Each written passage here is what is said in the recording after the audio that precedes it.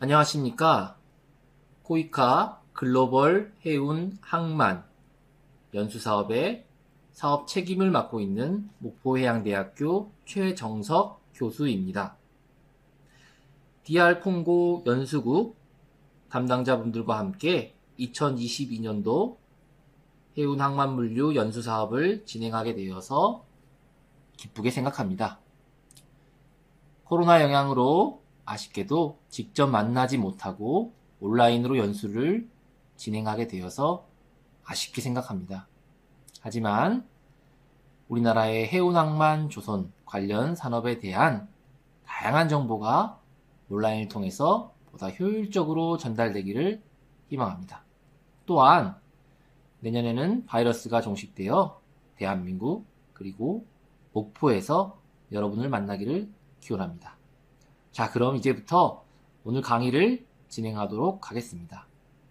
먼저 제가 맡게 된 강의 주제는 대한민국의 해운과 항만, 그리고 조선산업의 중요성, 그리고 위상에 대해서 소개해보는 시간을 갖도록 하겠습니다. 그 중에서 첫 번째 시간은 해운산업에 대해서 살펴보도록 하겠습니다. 이번 강의 주제는 코이카 연수 프로그램의 본격적인 진행을 위한 사전 오리엔테이션적인 성격을 가지고 있습니다. 연수과정 CI에서도 언급된 바와 같이 이 프로그램은 연수국의 해운과 항만 등 해사 산업의 효과적인 개발과 정책적인 계획을 수립하기 위한 정보 공유를 위해 진행되고 있습니다. 그러나 이 강의를 청취하는 연수국의 경우에 해운과 항만 등 해사 산업에 대한 국가적인 성장 계획이나 인프라가 미미한 경우가 많을 것입니다. 따라서 이번 강의를 통해 해운과 항만, 조선산업 등이 국가 발전과 산업 성장을 위해 어떠한 중요성을 가지고 있는지 이해하는 시간을 갖는다면 연수국 담당자분들께 도움이 될 것이라고 생각합니다. 강의에 대한 순서는 다음과 같습니다. 먼저 해운산업의 기본 개념에 대해 살펴보고, 두 번째로 우리나라 해운산업의 현재 모습과 위상에 대해 설명드리도록 하겠습니다. 이후 한국 해운산업이 국민경제에 미치는 영향과 중요도에 대해 설명드리며 첫 번째 시간 강의를 마무리하도록 하겠습니다. 먼저 해운산업의 개념입니다. 대한민국은 삼면이 바다로 둘러싸여 있는 데다 남과 북이 분단되어 반도 국가이면서 사실상 섬나라와 다름이 없어 해운을 통하지 않고는 아무것도 이루어질 수 없는 지정학적인 조건을 갖추었습니다. 이로 인해 해운산업의 중요성과 기능은 굉장히 중요한 부분입니다. 우리나라 수출입 화물의 99.7%가 해상을 통해 운송된다는 점은 시사한 바가 매우 크다고 하겠습니다. 특히 우리나라 해운산업은 국가 경제의 특성과 지정학적인 여건 등을 감안할 때 그 기능이 수출입 화물 운송에만 있는 것이 아니라 국민 경제에 직접적으로 기여함은 물론 전후방 연관 산업의 발전에도 도움을 주는 등 매우 다양하면서도 중요한 역할을 하고 있습니다. 이제부터 본격적으로 한국 해운산업에 대해서 자세히 살펴보도록 하겠습니다. 먼저 해운산업의 정의입니다. 해운산업은 선박을 이용하여 사람과 화물을 대량으로 수송하는 서비스 산업입니다. 우리나라 관련 해운법에 따르면 해운산업은 운송 설비를 이용해서 여객과 화물을 운송하는 사업으로 해상 여객 운송 사업, 해상 화물 운송 사업, 해운 중개업, 해운 대리점업, 선박 대여업, 선박 관리업 등을 통칭해서 포함하고 있습니다. 해운 산업에 참여하는 주요 사업자는 아래 그림과 같이 크게 4가지로 구분할 수 있습니다. 그림과 같이 야드에 속하는 쉽빌더와 쉽오너는 선박 건조 계약으로 연결되어 있으며 쉽 오너는 선박을 소유한 주체로서 쉽 빌더에게서 인도받은 선박을 직접 운항할 수도 있고 선박을 빌려주는 용선 행위를 통해 간접적으로 운영할 수도 있습니다. 쉽 빌더는 쉽 오너의 요구사항을 반영한 선박을 직접 설계하여 건조하며 컨트랙, 스틸 커팅, 킬레인, 런칭, 딜리버리 등 총 5번에 나누어서 선박 건조 자금을 지급하게 됩니다. 세 번째 주체인 차터러의 경우에는 쉽 오너로부터 선박을 빌려서 화물을 운송하는 사업자를 의미합니다. 쉽 오너와 차터러는 차터 컨트랙이라고 하는 용선 계약을 통해서 선박을 임대하고 대여합니다. 차터 컨트랙의 종류에는 먼저 쉽 오너가 직접 운항과 관련된 비용을 책임지는 보이지 차터가 있고 시간의 경과에 따라 용선료를 지불하고 운항상의 책임 일부를 차터러가 책임지는 타임 차터가 있습니다. 또한 차터러가 선박 운항과 관련된 비용 대부분을 책임지는 베어보트 차트라고 하는 BBC 계약 등이 있습니다. 이후 차터러는 확보한 선박을 통해 화주와 쉬퍼와 운송계약을 체결합니다.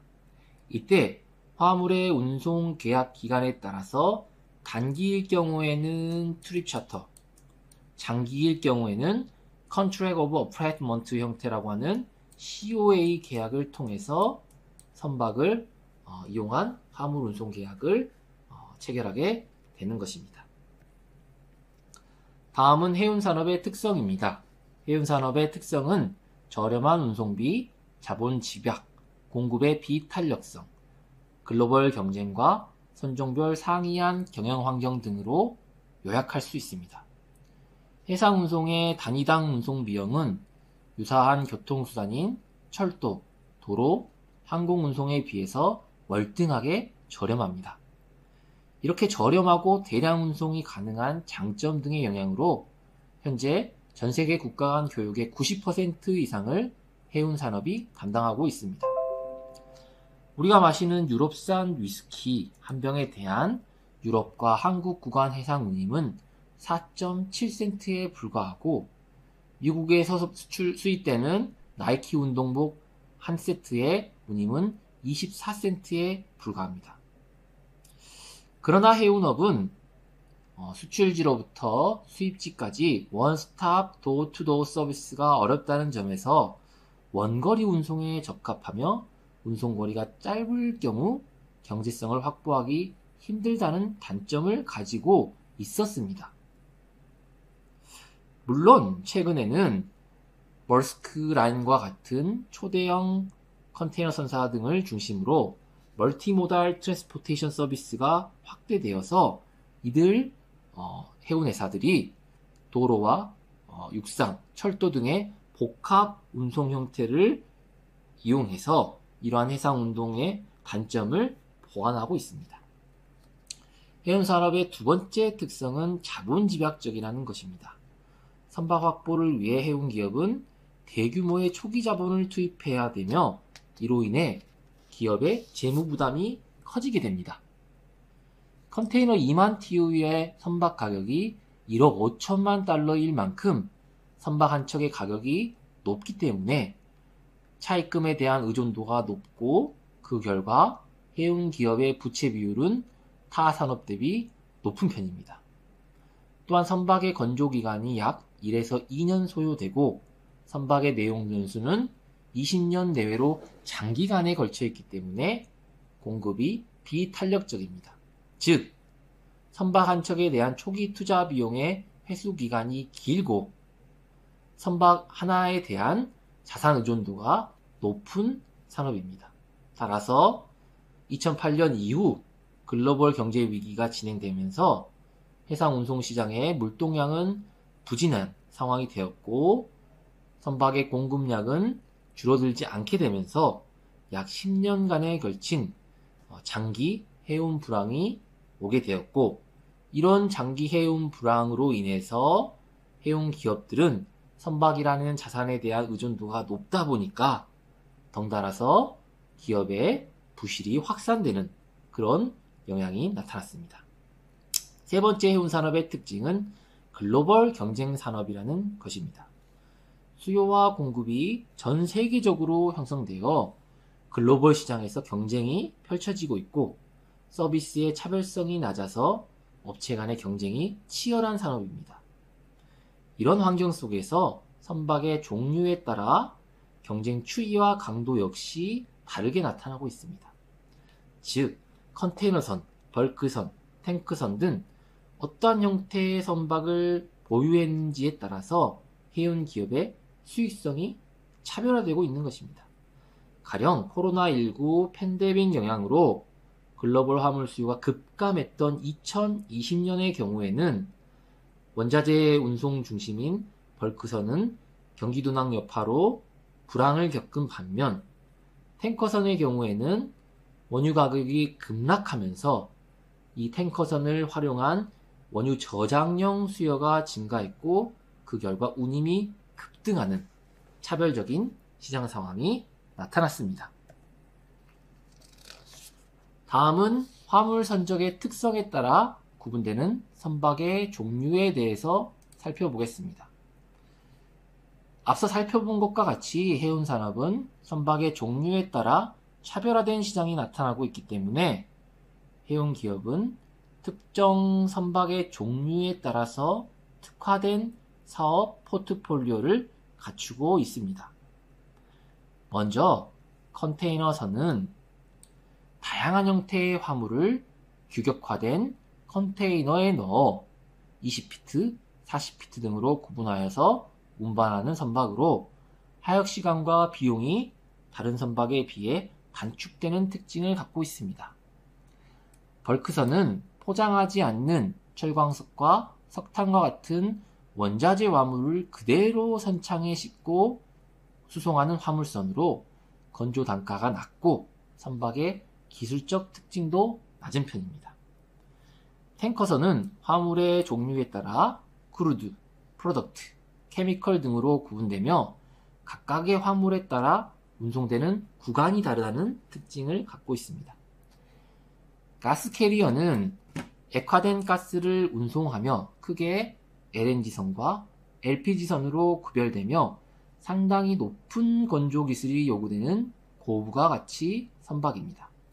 이 밖에도 크루즈선, 오프쇼어, 멀티퍼포즈 베슬 등과 같은 다양한 형태의 특수선들이 존재하고 있습니다.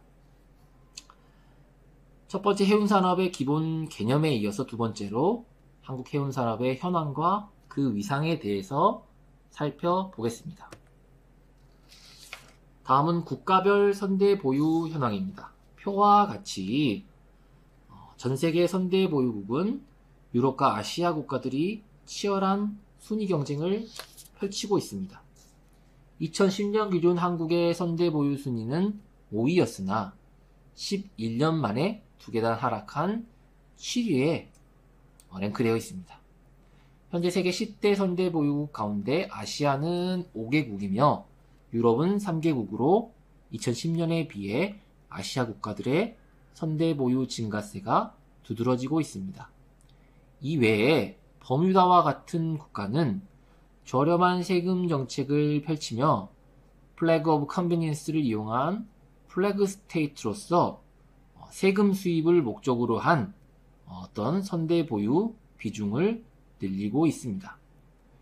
중국의 경우에는 막대한 정부 지원을 바탕으로 2021년 들어 처음으로 세계 선봉량 순위가 일본을 제치고 2위에 등극하는 등 국제 해운 시장에서의 영향력이 지속적으로 강화되고 있습니다.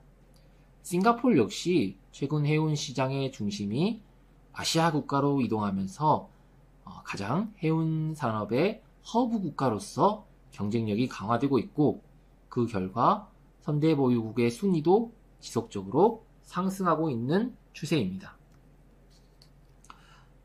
다음으로 국가별 해운 산업의 특징을 살펴보도록 하겠습니다. 글로벌 해운 중심은 과거 유럽에서 최근 들어 아시아로 꾸준히 이동하고 있습니다. 아시아 국가들의 전 세계 선박 점유율은 48.6%로 이미 절반 수준에 육박한 상황입니다. 아시아 국가들은 정부 주도의 정부 지원을 바탕으로 적극적으로 해운 산업을 육성하면서 선대 보유 비중을 늘리고 있습니다. 그럼 국가별 해운 산업의 특징에 대해 살펴보겠습니다. 먼저 그리스는 선대 보유국 세계 1위 국가입니다. 국민들의 선박 투자 의식이 높고 선박을 투자의 개념으로 인식하고 적극적으로 에셋 플레이를 하는 특징을 가지고 있습니다. 즉, 배값이 쌀 때 사고 비쌀 때 팔아서 이윤을 추구하는 형태의 선박 보유를 하고 있는 것입니다. 15세기부터 전 세계 해운 산업의 중심국으로 활동한 영국의 경우 현재 선박과 항만 등 하드웨어 중심의 해운 산업에서 탈피한 상황입니다. 대신 영국은 소프트웨어 중심의 지식 기반 산업으로 전환된 상황입니다. 그 결과 회사 법, 금융, 해운 거래 등 지식 기반의 회사 전문 인력을 통한 해운 중심공의 역할을 여전히 수행하고 있습니다. 중국은 선대 보유가에서 일본과 함께 2, 3위를 다투고 있고 조선업은 한국과 함께 1, 2위를 다투고 있고 세계 최대 화주국으로서 굉장히 정부 중도로 해운 산업을 육성하고 있습니다. 중국이 보유한 방대한 자체 화물은 해운 산업이 성장하기 위한 밑거름이 되는 것입니다. 일본은 선대 보유 2위, 조선 3위 등 굉장히 막대한 어떤 해운 국가지만 폐쇄적인 해운 구조를 갖추고 있습니다. 즉, 글로벌 경쟁을 지양하고 자국의 해운 서비스를 외국에 개방하지 않고 자체적인 해운, 조선, 화주, 금융 간의 유대 관계를 통해 비즈니스를 수행하는 특징을 갖고 있습니다. 대한민국의 경우 조선산업 세계 1위, 선대보유 7위, 부산항해 항만순위 5위 등 하드웨어 측면에서는 전세계 해운 강국 어디에도 뒤지지 않는 영향력을 보이고 있습니다. 그러나 영국과 같은 법, 금융 등 지식 기반의 해운 서비스 분야에서는 열악한 수준을 보이고 있습니다. 다음으로 한국의 해상 화물 물동량 현황에 대해서 살펴보겠습니다. 해운 산업이 성장하기 위해서는 자국의 화물 수요가 뒷받침되어야 합니다.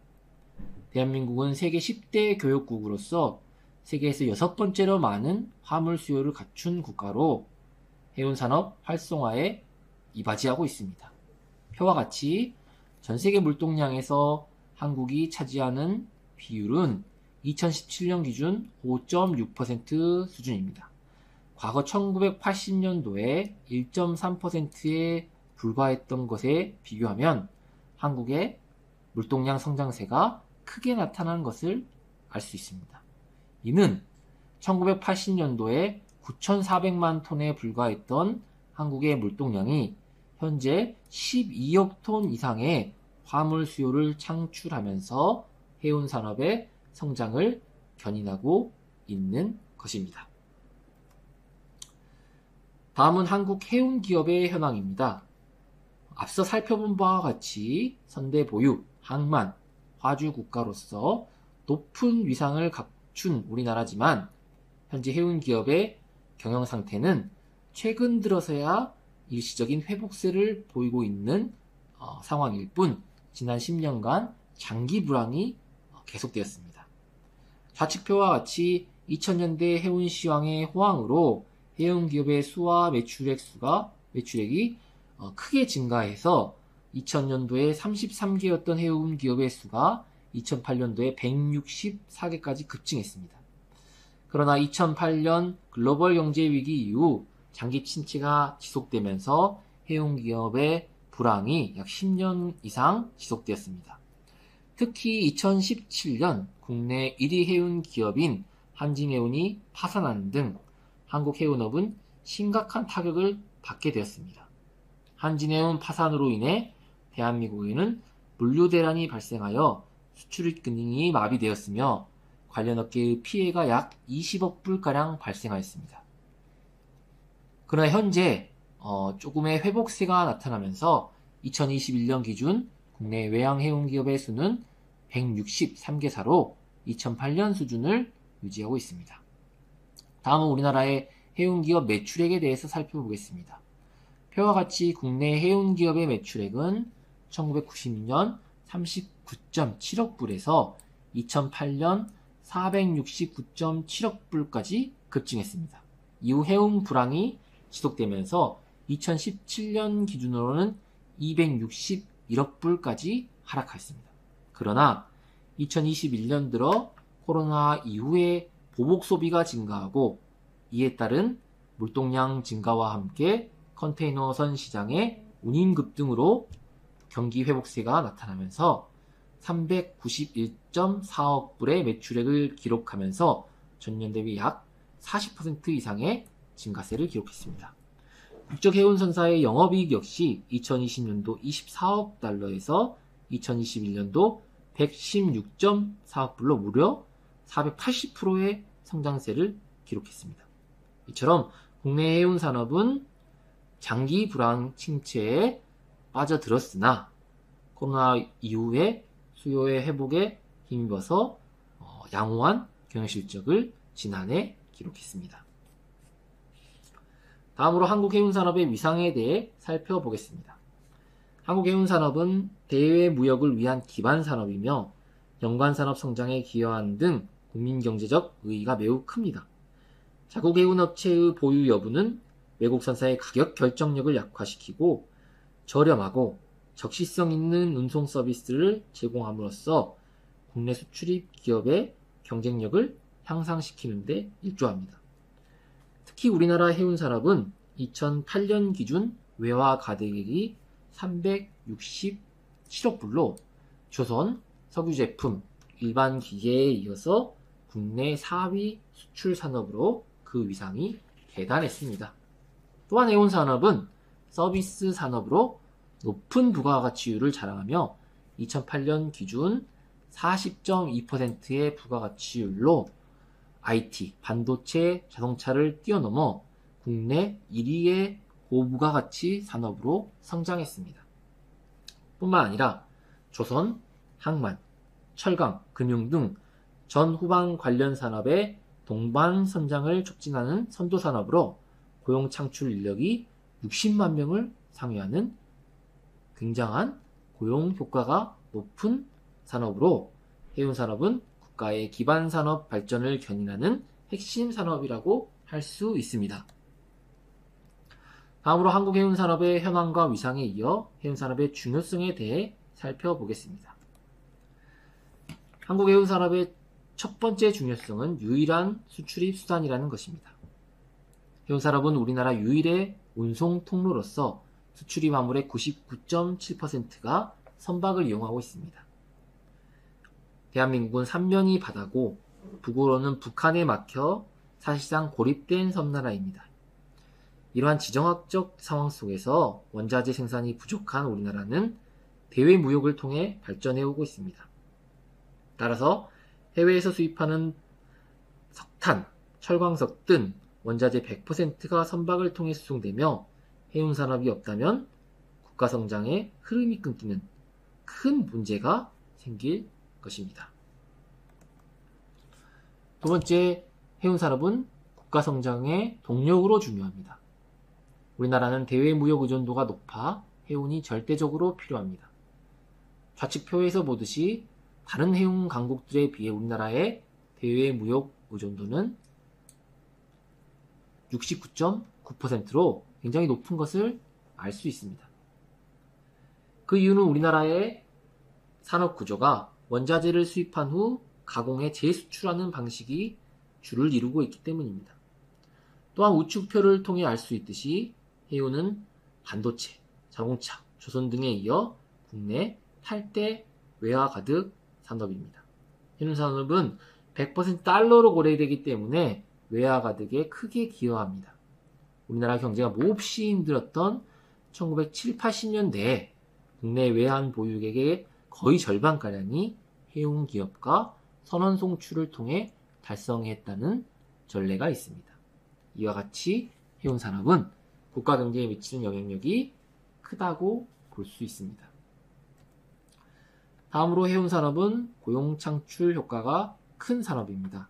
해운산업은 다른 산업에 비해 연관 효과가 광범위하고 높은 고용 창출을 가능하게 합니다. 해운산업과 관련된 고용 범위는 항만 하역, 건설 노무자에서부터 지방의 해운 대리점, 조선소, 조선기자재 근로자, 육상의 트럭 운전사까지 굉장히 다양합니다.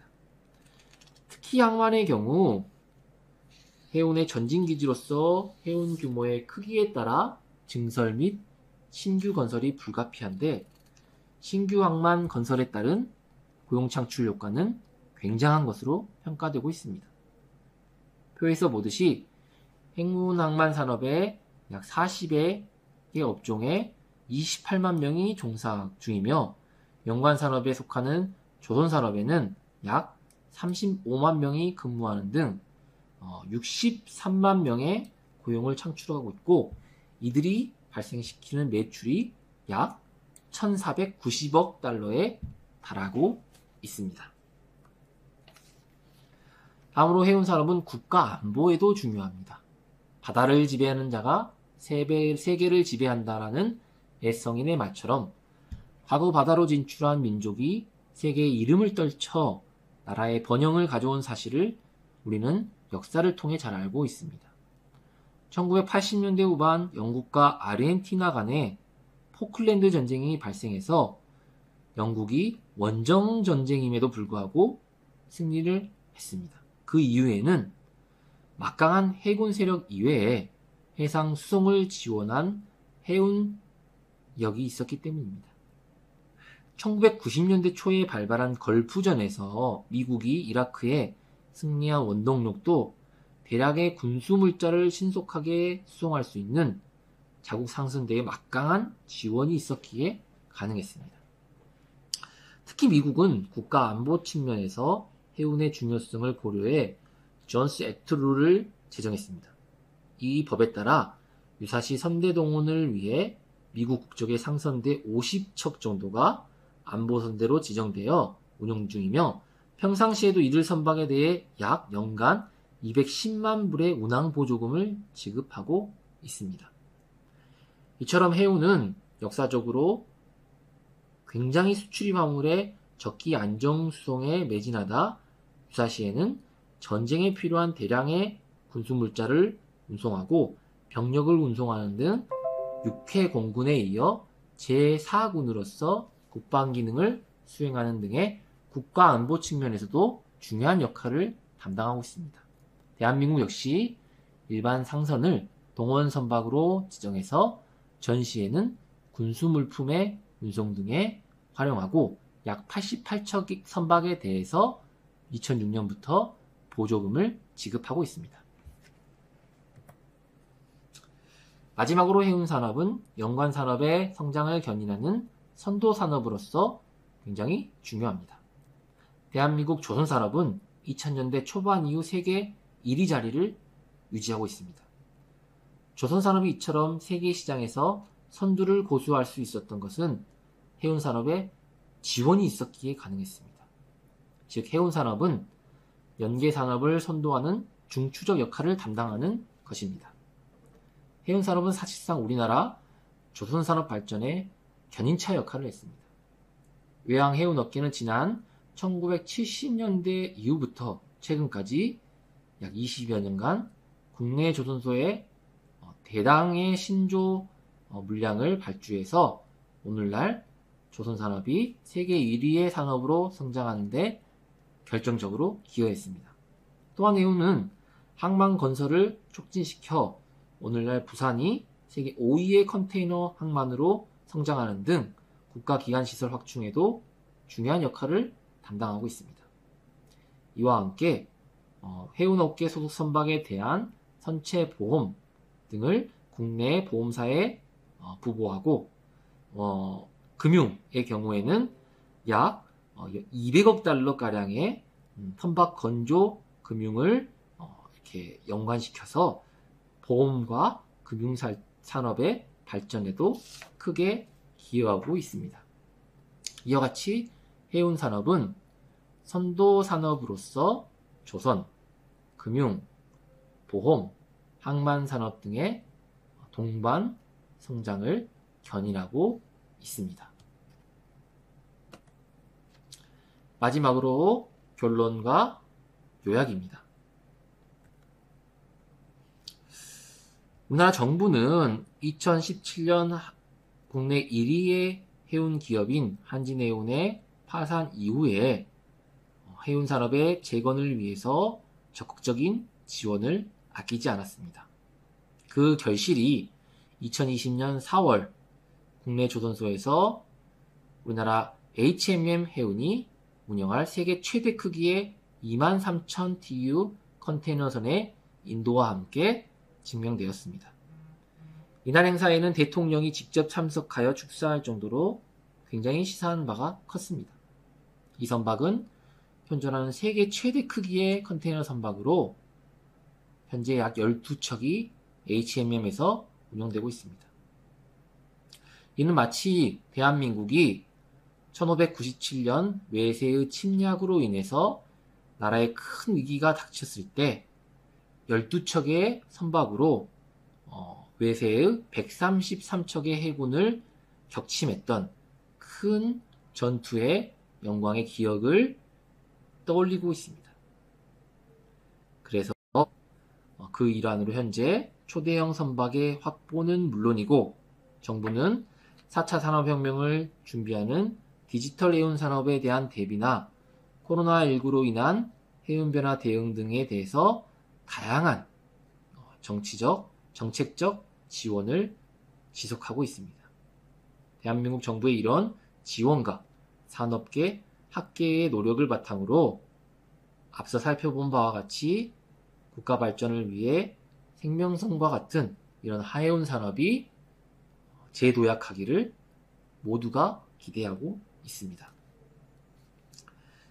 그래서 우리나라 해운 산업은 앞서 살펴본 바와 같이 1970년대 이후 급격한 성장을 기록했고 수출입 물류의 최전방에서 경제 발전에 기여한 것은 물론이고 고용 창출 및 외화 가득 등의 국가 발전을 위한 토대가 되었습니다. 그 결과 세계 1위의 조선, 7위권의 해운, 6위권의 항만 보유국이 되었습니다. 2021년에는 세계 해운 경기의 회복과 함께 국적 해운 선사의 경영 실적들도 많이 개선되면서 해운 재건의 효과가 나타나기 시작했습니다. 즉, 해운 산업의 발전이 곧 국가 경제의 발전이라는 인식이 많이 커지고 있고 또 바다를 통한 세계 속으로의 도약이야말로 국가 경제를 다시 한번 일으킬 수 있는 지름길이 될 것이라는 것에 대해서 전 국민적인 공감대를 형성하는 것이 굉장히 중요하다라고 생각이 되고 있습니다. 그래서 이것으로 첫 번째 강의 주제인 해운 산업의 중요성 부분에 대한 강의를 모두 마치도록 하겠습니다. 여러분 모두 수고 많으셨습니다. 감사합니다.